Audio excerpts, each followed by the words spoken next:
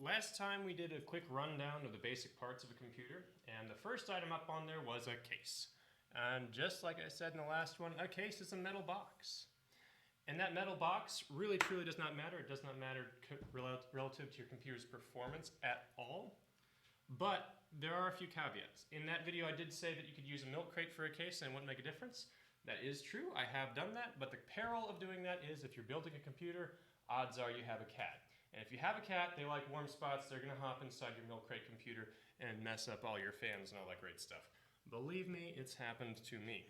So, let's get you away from that milk crate and let's get you a proper case. Now, when speccing out a case, the only thing that matters is whether your case is big enough to fit your motherboard.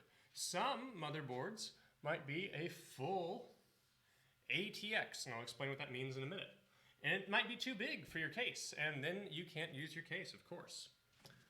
So, what are the sizing conventions? What do you gotta look out for when speccing stuff? When you go out to that guy at Micro Center and he starts speaking Greek to you, how do you decipher what he's trying to say?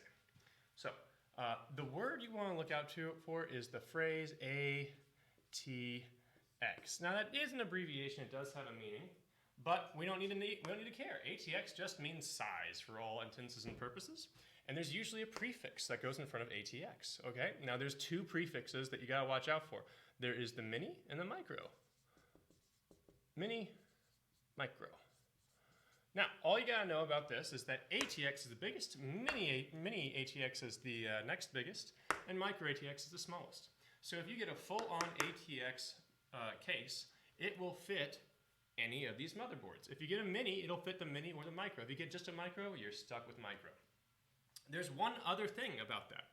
The other thing you gotta worry about is your graphics card. Your graphics card is a big hammer-knocking card. It takes a big profile. So if you hear the word low profile,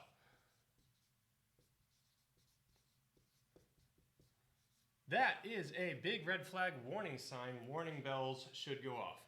You don't want to get a low profile unless you really know what you're doing, because that means you have to get a low profile graphics card. So if you know you have a low profile or a skinny graphics card, then you might be able to get away with a low profile case.